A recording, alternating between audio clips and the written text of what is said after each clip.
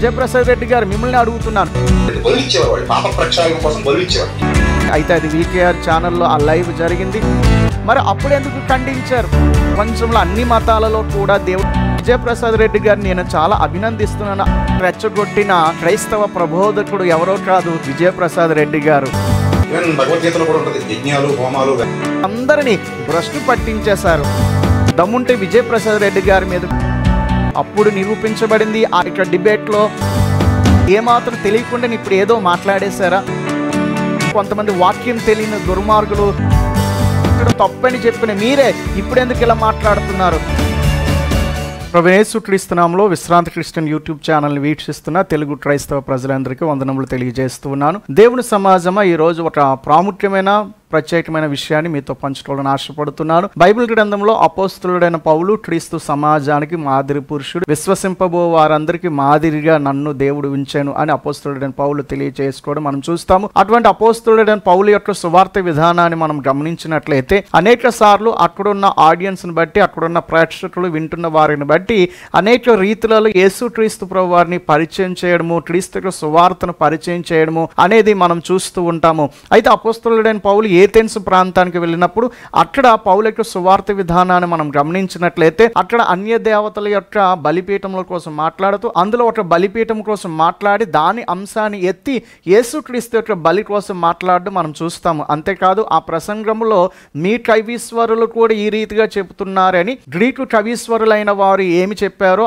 ఆ యొక్క విషయాన్ని ఉటంకిస్తూ యేసుక్రీస్తు యొక్క సత్యాన్ని, బైబిల్ సత్యాన్ని అపోస్తలుడైన పౌలు ప్రకటించడం మనం అక్కడ చూస్తాము. అనగా సువార్త సత్యాన్ని అనుకూలంగా ఇతర గ్రంథాలలో, ఇతర సమాజంలో ఏమైనా అభిప్రాయాలు ఉంటే ఆ గ్రంథాలలో ఉన్న అభిప్రాయాలను ఎత్తుకొని వీటిని కంపేర్ చేస్తూ యేసుక్రీస్తు సువార్తను ప్రకటించడం అనేది అది పౌలు యొక్క సువార్త విధానం అని ఆ ఏథెన్స్లో పౌలు చేసిన సువార్తను చూసినప్పుడు మనకు అర్థమవుతుంది. కాబట్టి అదే విధానాన్ని మేము కూడా అనుసరిస్తూ ప్రస్తుతం మన ఎదుట ఉన్న భారతీయులకు, మన యొక్క హైందవ సహోదరులకు సువార్త ప్రకటించడానికి సత్యదేవుని గ్రంథమైన బైబిల్లో సత్యదేవుడైన యేసుక్రీస్తును గురించి ఏమైతే వ్రాయబడ్డాయో అటువంటి అంశాలు, అటువంటి విషయాలు ఇతర గ్రంథాలలో సమాంతరంగా ఏమైనా చెప్పబడితే, వ్రాయబడితే వాటిని ఎత్తుకొని కంపేర్ చేస్తూ యేసుక్రీస్తు ప్రభు వారి యొక్క సువార్తను, యేసే నిజమైన దేవుడు, యేసు తప్ప వేరే మార్గం లేదు, యేసుక్రీస్తులోనే ప్రతి ఒక్కరూ మారు మనసు పొందాలి, యేసుక్రీస్తులోనే ప్రతి ఒక్కరికి రక్షణ ఉంది అన్న విషయాన్ని ప్రకటించడానికి మేము కూడా ఇతర గ్రంథాలు వాడుకుంటూ హైందవ వేదాలను కూడా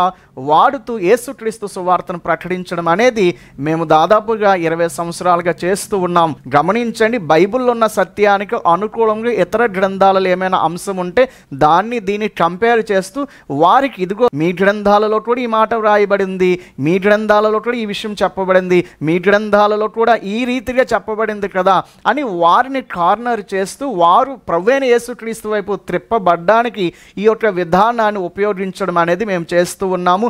ఇది అపోస్తలుడైన పౌలు విధానం అని చాలా ఖరాఖండిగా నేను తెలియజేస్తూ ఉన్నాను. అయితే ఇదే విధానాన్ని అపోస్తలుడైన పౌలు కూడా పాటించాడని లేఖనం చాలా స్పష్టంగా మనకు తెలియజేస్తుంది. అయితే ఈ రీతిగా మేము ఇతర గ్రంథాలలో కొన్ని సమాంతరమైన విషయాలను ఎత్తుకొని యేసుక్రీస్తు ప్రభువారి యొక్క సువార్తను ప్రకటిస్తూ అన్యజనులను అనేకులను యేసు వైపు నడిపిస్తూ ఉంటే క్రీస్తు సమాజంలోనే, క్రీస్తు సంఘంలోనే కొంతమంది ఈ యొక్క పౌలు సువార్త విధానం అర్థం చేసుకోలేక చాలా మంది మా మీద నిందలు, దాడులు, ఇష్టానుసారంగా విమర్శలు చేయడం అనేది మనం చూస్తూ ఉన్నాము. అయితే మేము ఈ రీతిగా సువార్త ప్రకటిస్తూ ఉంటే మాతో వచ్చి చర్చించి మేము చెప్పింది అబద్ధమని నిరూపించలేక, అంత సబ్జెక్ట్ వారికి లేక మా మీద ఇష్టానుసారంగా వీడియోలు చేస్తూ మేము హిందూ గ్రంథాలు వాడతామని ఇంకా ఏవేవో విమర్శిస్తూ అనేకమైన వీడియోలు చేస్తూ మా మీద ఇష్టానుసారంగా దుష్ప్రచారాలు సమాజంలో చేసి ఈ యొక్క సత్య బోధను కించపరచడానికి ఎంతోమంది పూనుకున్నారు. వాటిని పట్టుకొని కొంతమంది వాక్యం తెలియని దుర్మార్గులు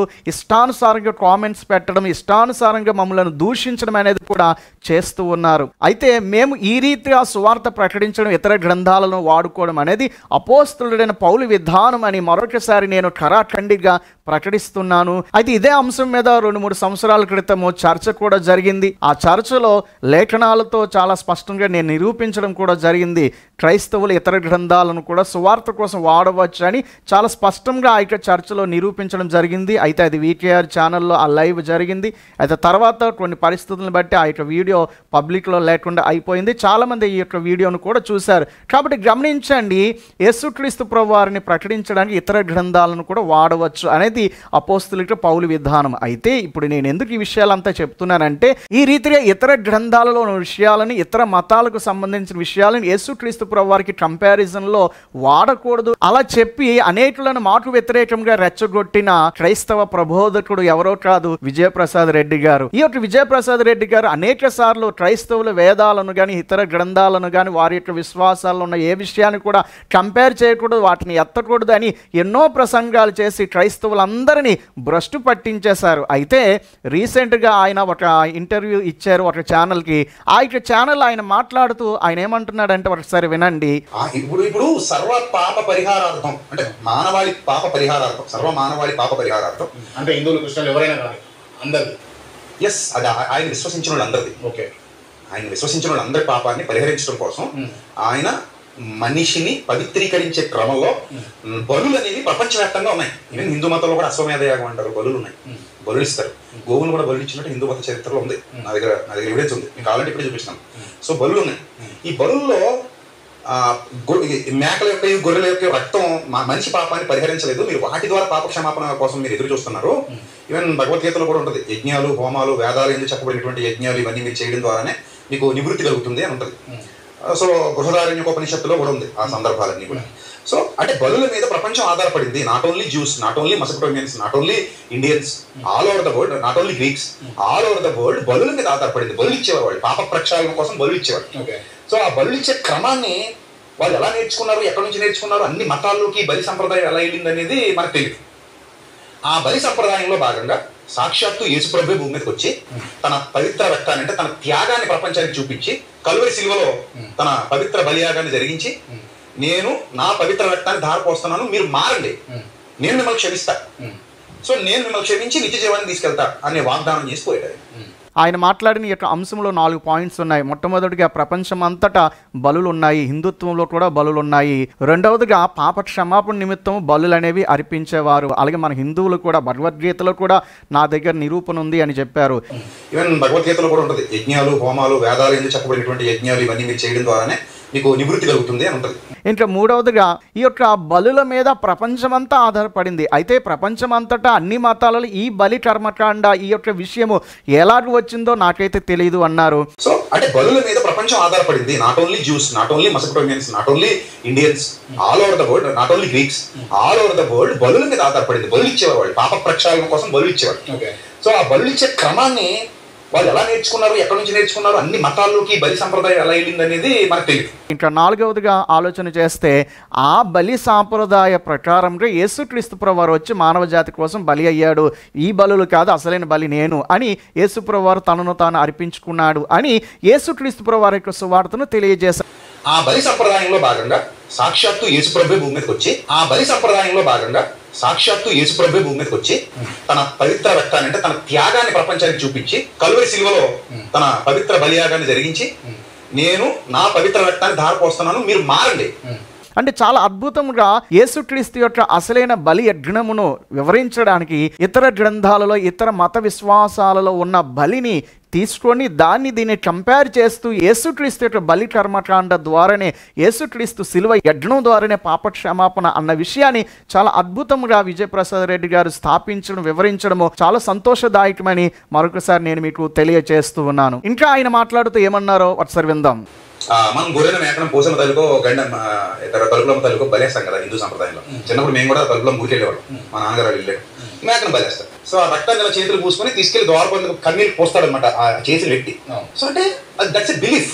ఇప్పుడు మనందరి పాపాలు ఈ గొర్రె మీద మోపుతున్నాం, దీన్ని బలేసేస్తున్నాం, సాక్రిఫైస్ బలేసేసి ఇక్కడతో మా పాపం తొలగిపోయింది అనే బిలీఫ్ సిస్టమ్ ఏదైతే ఉందో, ఇంత సేమ్ బిలీఫ్ సిస్టమ్ పాత నిబంధన కాలంలో కూడా ఉండేది. కానీ ఇక్కడ ఈ ప్రభు ఏం చేశాడంటే, అరే నాయన మోగజీవాల రక్తం వల్ల మీకు పాప క్షమాపణ కలగదురా, తానే గొప్ప బలియాగం చేసి 3వ దినాన సజీవుడై తిరిగి లేచి రుజువు చూపించి వెళ్ళాడు. ఇక్కడ ఆయన చెప్తున్న విషయాలు మనం గమనిస్తే, మొట్టమొదటిగా తలుపులమ్మ తల్లి లేకపోతే ఇతర దేవతలకు బలి అర్పణ చేసేవారము, గొర్రెను మేకను బలి ఇచ్చేవారము. తర్వాత ఆ బలి రక్తంలో చేతులుంచి ఆ రక్తం తీసుకుని వెళ్ళి ద్వారబంధాలకు రాసేవారము. అంటే రెండవదిగా ఆయన ఏం చెప్తున్నారంటే, ఆ గొర్రె మీద లేకపోతే ఆ మేక మీద మా పాపములన్నీ మోపబడ్డాయి అని నమ్మి ఆ రక్తమును వారికి ఇంటి గుమ్మాలకు వ్రాసేవారు మా యొక్క హిందువులు, మేము ఒకప్పుడు అని చెప్తూ ఇదే విశ్వాసం పాత నిబంధన కాలంలో యూదులకు ఉన్నది. సేమ్ బిలీఫ్ సిస్టమ్ పాత నిబంధన కాలంలో కూడా ఉండేది. కాబట్టి అదే విశ్వాసాన్ని నెరవేర్చడానికి యేసుప్రభు వారు వచ్చారు. ఈ యొక్క బలులు కాదు, ఈ యొక్క కోడెల మేకల యొక్క బలి కాదు, అసలైన బలి యజ్ఞ పశువుగా నేను వచ్చాను, నా ద్వారా పాప క్షమాపణ అని యేసుప్రభు వారు బలి అయ్యాడు అని ఇక్కడ కూడా వారి విశ్వాసాలలో ఉన్న బలిని కంపేర్ చేస్తూ యేసుక్రీస్తు యొక్క శిలువ యజ్ఞమును చాలా అద్భుతంగా ప్రజెంట్ చేశారు విజయప్రసాద్ రెడ్డి గారు. ఈ విషయంలో విజయప్రసాద్ రెడ్డి గారిని నేను చాలా అభినందిస్తున్నాను, అప్రిషియేట్ చేస్తున్నాను. ఎందుకంటే అన్యజనులకు ఇతర మత విశ్వాసాలు కలిగిన వారికి ఈ రీతిగానే సువార్త చేయాలి. ఎందుకంటే వారి మత గ్రంథాలను, వారి మత విశ్వాసాలను మనం తృణీకరిస్తే, వాటిని మనం దూషిస్తూ అవన్నీ కల్పిత కథలు అని ఇష్టానుసారంగా దూషిస్తే, ద్వేషిస్తే వారు మనం చెప్పే సత్యాన్ని అసలు వినే అవకాశం ఉండదు. అందుచేతనే బైబిల్లో ఉన్న సత్యానికి సమాంతరముగా ప్రపంచంలో అన్ని మతాలలో కూడా దేవుడు కొన్ని విషయాలను పెట్టాడు. వాటిని మనం జాగ్రత్తగా పరిశీలన చేసి వాటిని వీటిని కంపేర్ చేస్తూ వారికి ఈ రీతిగా సువార్త చేస్తే వారు ఖచ్చితంగా యేసుక్రీస్తు యొద్దకు వస్తారన్న విషయాన్ని మేము గత 20 సంవత్సరాలుగా చేస్తున్నాం, ప్రకటిస్తున్నాము. అయితే ఈ రీతిగా అక్కడ యేసుక్రీస్తుని తెలియజేయడానికి యేసుక్రీస్తు యొక్క శిలువ యజ్ఞాన్ని ప్రజెంట్ చేయడము చాలా గొప్ప విషయమని నేను మరొకసారి ఆయనను అప్రిషియేట్ చేస్తున్నాను. అయితే మరి విజయప్రసాద్ రెడ్డి గారు ఇన్ని సంవత్సరాలు ఎందుకు ఈ విధానాన్ని ఖండించారు? ఈ రీతిగా ఇతర గ్రంథాలను మనం ఎత్తకూడదు, ఆ గ్రంథాల్లో ఉన్న విషయాలను పోల్చి యేసయ్యను ప్రకటించకూడదు అని అనేక సార్లు ఈ రీతిగా సువార్త చెప్పేవారిని ఎందుకు ఖండించారు? అంటే ఏమాత్రం తెలియకుండా అప్పుడు ఖండించేశారా? లేకపోతే ఏమాత్రం తెలియకుండా ఇప్పుడు ఏదో మాట్లాడేశారా? ఏదో ఫ్లోలో అలా వచ్చేసిందా? మీ అభిప్రాయం అది కాదా? లేకపోతే ఇప్పుడు ఈ సత్యం అర్థమయ్యిందా? సో క్లారిఫికేషన్ అనేది ప్రజలకు ఇవ్వాలి, ప్రేక్షకులకు ఇవ్వాలి, క్రైస్తవ సమాజానికి ఇవ్వాలి. విజయప్రసాద్ రెడ్డి గారు మిమ్మల్ని అడుగుతున్నాను, మరి అప్పుడు ఎందుకు ఖండించారు? ఆ రీతిగా కంపేర్ చేస్తూ సువార్త ప్రకటించడం తప్పని చెప్పిన మీరే ఇప్పుడు ఎందుకు ఇలా మాట్లాడుతున్నారు? అంటే అప్పుడు మీకు సత్యం అర్థం కాలేదా? ఇప్పుడు సత్యం అర్థమైంది, ఇప్పుడు పెద్దవాళ్ళు అవుతున్నారా? 20 సంవత్సరాల క్రితమే ఈ విషయం అర్థమైంది, 20 సంవత్సరాల క్రితమే ఇది పౌలు సువార్త విధానం అని అర్థమై మేము ఎప్పుడు నుంచో ప్రకటిస్తున్నాం. అంటే మీకు ఇప్పుడు అర్థమైంది, ఇప్పుడు ఈ యొక్క విధానంలోనికి వచ్చారు అంటే మొత్తానికి ఇప్పుడు మీకు సత్యం అర్థమైందా? కాబట్టి క్రైస్తవ సమాజం గమనించండి, ఈ రీతిగా సువార్త ప్రకటించడం అనేది మంచిది, సత్యము. ఈ రీతిగా సువార్త ప్రకటించడం వలనే ఆరోగ్యకరమైన వాతావరణం ఏర్పడుతుందని మరొకసారి క్రైస్తవ ప్రజలందరికీ తెలియజేస్తున్నాను. తెలుసో తెలియక మా మీద ఇష్టం వచ్చినట్లుగా నోరు పారేసుకున్న ప్రతి ఒక్కరూ ఇప్పుడైనా సిగ్గు తెచ్చుకోండి. అలాగే విజయప్రసాద్ రెడ్డి గారి ఫాలోవర్స్ అందరూ కూడా ఆలోచన చేయండి. మనం ఇతర గ్రంథాలను గౌరవిస్తూ అందులో ఉన్న సమాంతర విషయాలను కంపేర్ చేస్తూ యేసుక్రీస్తు సువార్తను ప్రకటించవచ్చు. మేము అదే చేశాము, అదే చేస్తున్నాను. కాబట్టి నా మీద వీడియోలు చేస్తూ నన్ను అబద్ధంగా ప్రచారం చేస్తున్న ప్రతి ఒక్కరిని నేను అడుగుతున్నా, మరి విజయప్రసాద్ రెడ్డి గారి మీద మీరు మాట్లాడగలరా? దమ్ముంటే విజయప్రసాద్ రెడ్డి గారి మీద కూడా ఆ రీతిగా ప్రచారం చేయండి. కాబట్టి ఇది పౌలు సువార్త విధానము. ఈ సువార్త విధానాన్ని అప్పుడు విజయప్రసాద్ రెడ్డి గారు ఖండించారు తెలియక. ఇప్పుడు అదే విధానంలో ఆయన కూడా క్రీస్తు శిలువ యజ్ఞాన్ని ప్రకటించారు. కాబట్టి ఇది చాలా అత్యవసరమైన సువార్త విధానము, ఇదే సత్య విధానం, ఇది అపోస్తలుడైన పౌలు ఉపయోగించిన సత్య విధానం అని మేము ఎప్పటి నుంచో చెబుతున్నాం. దానికోసం చర్చించి సత్యాన్ని నిరూపించగలిగిన సామర్థ్యం కూడా మాకు ఉందని అప్పుడు నిరూపించబడింది. ఆ యొక్క డిబేట్లో మరలా ఎప్పుడుగైనా ఇది నిరూపిస్తూనే ఉంటాం. కాబట్టి ఇతర మత గ్రంథాలలో ఉన్న సమాంతర విషయాలను ఎత్తుకొని యేసుక్రీస్తు సువార్త చెప్పడం అనేది ఎంత మాత్రము తప్పు కాదన్న విషయాన్ని క్రైస్తవ సహోదరులు అందరూ తెలుసుకోవాలి. అంతేకాకుండా విపి రెడ్డి గారి ఫాలోవర్స్ కళ్ళు తెరుచుకొని సత్యాన్ని చూడాలని మనవి చేస్తూ ఉన్నాను. అలాగే మిగిలిన క్రైస్తవులందరూ కూడా ఈ పౌలు సువార్త విధానాన్ని అనుసరించి అనేకులను క్రీస్తు శిలువ యజ్ఞం యొద్దకు నడిపించాలని మరొకసారి తెలియజేస్తూ నా మాటలు ముగిస్తూ ఉన్నాను. దేవుడు అట్టి కృప తెలుగు క్రైస్తవ సమాజం అంతటికి దయచేయును గాక. May God bless you. Praise the lord.